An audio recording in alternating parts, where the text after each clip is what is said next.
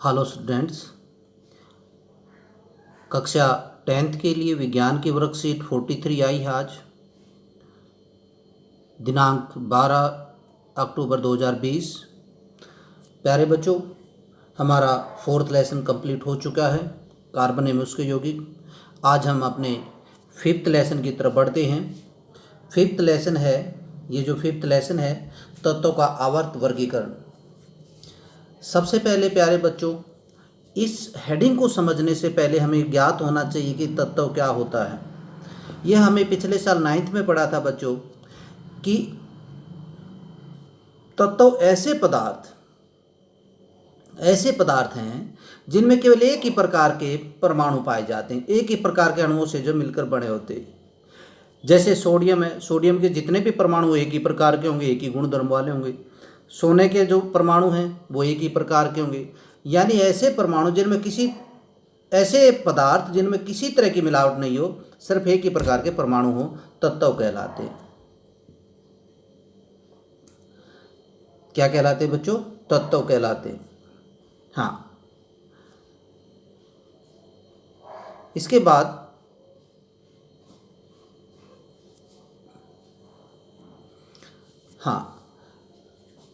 आइए, तत्वों की हमने जानकारी ली। अब हम आवर्त वर्गीकरण, प्यारे बच्चों, आवर्त वर्गीकरण के बारे में पढ़ेंगे। सबसे पहले आवर्त वर्गीकरण पे जाने से पहले एक बार ये भी जान लें कि अभी तक जो जितने तत्व हैं ज्ञात हैं, वो 118 तत्व ज्ञात हैं अभी तक, जिनमें से 98 प्राकृतिक रूप से बने हुए हैं और 20 कृत्रिम रूप से मानव ने इन्हें बनाया है। तो कुल मिला के 20 और 98 118 तत्व अभी तक ज्ञात हैं जो आवर्त सारणी में रखे गए हैं। प्यारे बच्चों, जो ये आवर्त सारणी 118 तत्वों की है, इसको बनने में बहुत टाइम लगा। जैसे जैसे तत्वों की खोज होती गई, वैसे वैसे वैज्ञानिकों ने, रासायनिकों ने प्रयास किए इन तत्वों को सारणी में कैसे रखा जाए, किस ढंग से रखा जाए ताकि इनका अध्ययन आसान हो जाए। इन तत्वों को, इतने सारे तत्व थे, याद रखने बहुत मुश्किल थे कि किसके गुणों को अलग अलग याद रखा जाए। तो इस बात की ज़रूरत पड़ी कि इन तत्वों को इस ढंग से रखा जाए ताकि हम इनका सिस्टमेटिक ढंग से अध्ययन कर सकें, सुव्यवस्थित ढंग से अध्ययन कर सकें। और कई वैज्ञानिकों ने इसमें प्रयास किए।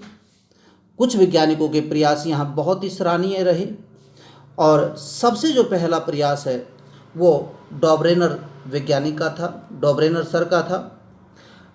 हम उसमें जाने से पहले ये भी जानना चाहेंगे कि तत्वों को आवर्त वर्गीकरण यानी तत्वों को सुनिश्चित ढंग से लगाना क्यों जरूरी था, तत्वों का वर्गीकरण क्यों जरूरी था।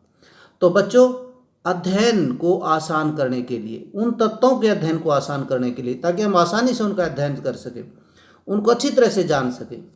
स्टार्टिंग में क्या हुआ, सबसे पहले धातु और अधातु को वर्गीकृत किया गया, धातु और अधातुओं को वर्गीकृत किया गया। लेकिन उसके बाद और दूसरे तत्वों की खोज हुई जो अलग अलग गुण धर्मों वाले थे, उनके बारे में ज्ञान बढ़ता गया और उनको उसी ढंग से वर्गीकृत करने के प्रयास किए गए। जो सबसे पहला प्रमुख वैज्ञानिक जो हुए हैं, तो सबसे पहले वैज्ञानिक डॉबरेनर हुए हैं, जिन्होंने तत्वों की आवर्त सारणी बनाने का प्रयास किया, यानी तत्वों को संजोने का काम किया। वो सबसे पहले डॉबरेनर थे। उन्होंने क्या किया बच्चों, ये ध्यान दें, मैं अच्छी तरह से समझा रहा हूँ आपको। 3 तत्वों के तिर्यक बनाए, 3 तत्वों के इस तरह से तिर्यक बनाए उन्होंने, ये क्लोरीन, ब्रोमीन, आयोडीन, इस तरह से अपनी एक आवर्त सारणी उन्होंने बनाई। आधार क्या रखा बनाने का, मैं देखो अच्छी तरह से आपको बता रहा हूँ। जैसे लिथियम, सोडियम और पोटासियम, ये पहले वाला, इसी से मैं समझाने की कोशिश करता हूँ कि डॉबरेनर ने अपने तिर्यक कैसे बनाए। उसने क्या किया, पहला ले लिया एक, तो ये पहले वाला, ये ध्यान दें, ये पहले वाला ले लिया और ये ले लिया। इन दोनों का परमाणु जो परमाणु द्रव्यमान है, ये दोनों का जोड़ लिया। जैसे लिथियम का लगभग 7 होता है, 7, और पोटासियम का होता है 39, पोटासियम का होता है 39। दोनों को जोड़कर इनका औसत निकाल लिया, 2 तो भाग दे दिया, ये आ गया 46/2, काटेंगे तो 23 आ गया, 23 आ गया। तो इन दोनों के बीच में ऐसा तत्व रखा जिसका द्रव्यमान 23 था या उसके लगभग था, तो सोडियम था। तो डोब्रेनर ने इस तरह से अपने तिर्यक बनाए। अपने तिर्यक में मैं फिर दोबारा से समझा रहा हूँ, अपना तिर्यक उन्होंने इस प्रकार से बनाया, पहले का तो परमाणु द्रव्यमान जोड़ लिया और दूसरे का परमाणु द्रव्यमान जोड़कर, पहले और तीसरे का परमाणु द्रव्यमान जोड़कर 2 तो भाग दे दिया, ये देखो ये वाला। और जो आंसर आया, ये परमाणु द्रव्यमान वाला तत्व उसने बीच में रखा। ठीक इसी प्रकार से यहाँ भी किया उसने अपने तिर्यक में। जैसे क्लोरीन, ब्रोमीन और आयोडीन में क्लोरीन का जोड़ा, आयोडीन का जोड़ा, और जब दोनों का जोड़ा तो ब्रोमीन के नज़दीक पहुँचा, उसने बीच में ब्रोमीन को रख दिया। इस प्रकार से डोब्रेनर ने अपनी आवर्त सारणी में तत्वों को रखा। लेकिन बच्चों क्या हुआ कि डोब्रेनर उस समय जितने भी तत्व ज्ञात थे, उनके केवल 3 तिर्यक ही बना पाया, ये वाले तीनों तिर्यक ही बना पाया डोब्रेनर। तत्व तो और भी कई ज्ञात थे, लेकिन आगे वाले तत्वों पे ये पद्धति सफल नहीं हो पाई। ऐसे जोड़ के देख रहे थे डोब्रेनर साहब, लेकिन ये पद्धति सफल नहीं रही उनकी। तो इस प्रकार से उनकी ये आवर्त सारणी फेल हो गई। उसके बाद तत्वों को संजोने के लिए अगला जो सफल प्रयास है वो किया न्यूलैंड साहब ने, न्यूलैंड वैज्ञानिक ने। उसने भी क्या किया, तत्वों के बढ़ते परमाणु भार के आधार पर तत्वों को संजोया। लेकिन उसने जो संगीत का अष्टक होता है ना, सा रे गा मा पा धा नी फिर सा, यानी संगीत के जो अष्टक हैं उसके आधार पर तालिका बनाई। इसलिए इसको अष्टक सिद्धांत भी कहा जाता है, क्योंकि पहले तत्वों के गुण, ये हो गया पहला, दूसरा, तीसरा, चौथा, पांचवा, छठा, सातवां, फिर जो 8वां तत्व आएगा वो पहले तत्व के गुणों से मिलता होगा। जैसे हाइड्रोजन है, फिर लिथियम आया, बेरियम आया, बोरोन, कार्बन, नाइट्रोजन, ऑक्सीजन। तो ये जो हाइड्रोजन, फिर फ्लोरीन आया ना, वो इसमें रखा और बताया न्यूलैंड ने कि जो हाइड्रोजन से इस फ्लोरीन के गुण मिलते जुलते, इसलिए उसने फिर इसमें रखा। यानी हर 8वें तत्व के गुण उसे मिलते जुलते थे। लिथियम के साथ सोडियम के गुण मिलते जुलते मिले उन्होंने। 8वां तत्व देखो, 1, 2, 3, 4, 5, 6, 7 और 1 8वां, यानी सा रे गा मा पा धा नी फिर सा। तो इस आधार पर उन्होंने अपनी आवर्त सारणी को संजोया। आगे बढ़ते हैं। इस आवर्त सारणी में भी कुछ कमियां नजर आई। सबसे पहली कमी तो ये रही कि ये जो आवर्त सारणी है, उन्होंने जो आवर्त सारणी बनाई, मैं एक बार उसको आपको दिखा रहा हूँ। उन्होंने फिर ये आवर्त सारणी बनाई प्यारे बच्चों, ये वाली आवर्त सारणी। लेकिन कमी क्या आई इस आवर्त सारणी में कि एक तो उसका जो ये नियम था ना, जैसे कैल्शियम तक के तत्वों तक तो ठीक रहा, यहाँ तक तो उनके गुणधर्म जैसे उसने संजोए वो बहुत ठीक रहे, लेकिन अगले तत्वों पे ये स्टिक नहीं बैठा ये सिद्धांत, यानी यह नियम केवल कैल्शियम तक ही लागू होता है। दूसरी चीज, न्यूलैंड ने 2 तत्वों को एक जगह रख दिया, ये भी बहुत बड़ी गलती थी उनकी।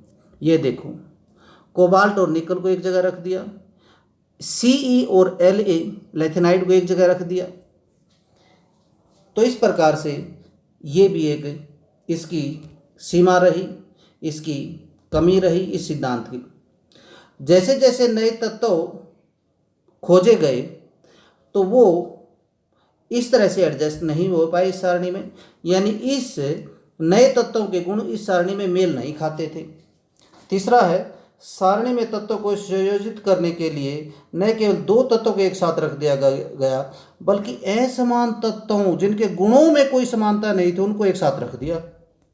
तो इस कारण ये सारणी भी मैंडलीफ की न्यूलैंड की ये सारणी भी अपने आप अच्छी नहीं रही, अपने आप फेल हो गई, और वैज्ञानिकों ने सोचा कि ये सारणी भी नहीं चलने वाली और नई सारणी के बारे में सोचना शुरू किया।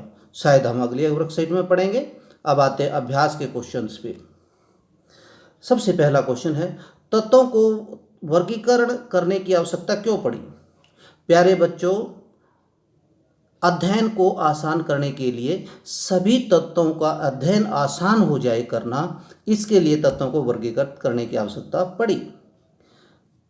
क्वेश्चन नंबर 2, ऐसे 3 तत्वों के नाम लिखिए जो डॉबरेनर के तिर्यक दर्शाते हैं। तो अभी अभी आपने देखा था, ठीक है, जैसे क्लोरीन, ब्रोमीन, आयोडीन था एक, और शुरू में हमने क्या लिया था, जो शुरू वाला है आपको आइडिया होगा, ध्यान है आपको, ये वाला, ये देखो, ये तिर्यक, ये वाला लिथियम, सोडियम और पोटासियम, ये तिर्यक है। आप इनमें से कोई सा भी लिख सकते हैं, ये लिख सकते हैं, ये लिख सकते हैं, या ये लिख दो, सब ये तिर्यक हैं न्यूलैंड के, डॉबरेनर के। क्वेश्चन नंबर 3, न्यूलैंड ने तत्वों को 8 तत्वों की क्षैतिज श्रेणी में विभक्त किया। ये देखिए, कहता कि यह सही सत्य है या सत्य है? न्यूलैंड ने तत्वों को 8 तत्वों की क्षैतिज पंक्तियों में विभक्त किया, बिल्कुल सही है। 8 पंक्तियां ही बनाई उन्होंने, नहीं 7 बनाई, 7 पंक्तियां, सा रे गा मा पा धा नी, 8वीं तो फिर दोबारा आती है, तो 7 पंक्तियों में विभाजित किया। क्वेश्चन नंबर 4, न्यूलैंड के अष्टक नियम की 2 सीमाएं लिखिए। पहली तो वही हमने पढ़ी थी कि ये नियम केवल कैल्शियम तक ही लागू हुआ। दूसरी ये कि ये नियम इन्होंने अपनी सारणी में 2-2 तत्वों को एक जगह दे दी, 2-2 तत्वों को एक जगह रख दिया, जबकि उनमें कोई समानता नहीं थी। और बच्चों, मैं आपको बता दूं कि इस टॉपिक को अच्छी तरह से पढ़ने के लिए जो मैंने आपको नोट्स दे रखे हैं बेटा, उनको अच्छी तरह से देखिए। आप उनमें से देखिए, न्यूलैंड के बारे में और डॉबरेनर के बारे में आपको ज़्यादा समझ में आएगा। मैंने उसको सरल भाषा में लिखा हुआ है। क्वेश्चन नंबर 5 पे चलते हैं बेटा। क्वेश्चन नंबर 5 पे, नीचे दिए गए तत्वों के समूह डॉबरेनर के तिर्यक के रूप में वर्गीकृत किया जा सकता है क्या नीचे दिए गए ये तत्व दिए सोडियम, सिलिकॉन और क्लोरीन। तो हम क्या करते हैं बेटा, इनके जो परमाणु द्रव्यमान दे रखा है, ये देखो परमाणु भार दे रखे है इनका, परमाणु द्रव्यमान कह लो, परमाणु भार कह लो, ये देखो, ये देखो, मैं थोड़ा सा इसको छोटा कर रहा हूँ, हाँ, ताकि आपको नज़र आ जाए ये, हाँ, ये देखो इनका परमाणु द्रव्यमान दे रखा है सबका। तो पहले सोडियम, इसको देखते हैं, पहले और तीसरे को जोड़ के 2 से भाग दे दो। सोडियम का 23 है और क्लोरीन का 35 है, यानी 23 + 35 बटा हो गया 2, यह आ जाएगा जोड़ 8 और 5 58 बटा 2, काटते हैं तो 29 आ गया। तो बीच वाले का 29 के लगभग होना चाहिए। सिलिकॉन का देखो कितना, ये सिलिकॉन 28, बिल्कुल हो सकता है, ये लगभग होना चाहिए, 1 पॉइंट ऊपर या नीचे चलेगा। तो ये, हाँ, दूसरे में नज़र दौड़ाते हैं, बेरियम, मैग्नीशियम और कैल्शियम में। पहले बेरियम और कैल्शियम को जोड़ो, ये होगा बेरियम का 9 और कैल्शियम का 40, 49 हो गया दोनों, यानी 40 + 9 + 40 बटा 2, हाँ, बराबर कितना हो गया 49 बटे 2, यानी 24.5 ये आ गया। क्या इसके नज़दीक आता है? किसका? बीच वाले का, कैल्शियम का, इसका ना, सॉरी, मैग्नीशियम का 24 ही आता है। तो ये भी इसका एक तिर्यक बनता है, किसका? डॉबरेनर का तिर्यक बनता है। तो अपने उत्तर की पुष्टि कीजिए, अपने उत्तर को स्पष्ट कीजिए सत्यापित करने के लिए। हाँ, जब हम दोनों का डॉबरेनर के इस तिर्यक में जब हम पहले तत्व और तीसरे तत्व के परमाणु भार को जोड़ के उसका औसत निकालते हैं तो बीच वाले तत्व के करीब आता है उसका परमाणु भार। तो ये डॉबरेनर के सिद्धांत पर आधारित है। तो ये तिर्यक है डॉबरेनर का। तो बच्चों ये थी आपकी वर्कशीट आज की। हाँ, आशा है कि आपको समझ में आई होगी। और मैं फिर कह रहा हूँ, जो मैंने नोट्स दे रखे हैं आपको, नोट्स को अच्छी तरह से देखिए, आपको ये ज़्यादा क्लियर हो जाएंगी ये चीज़ें।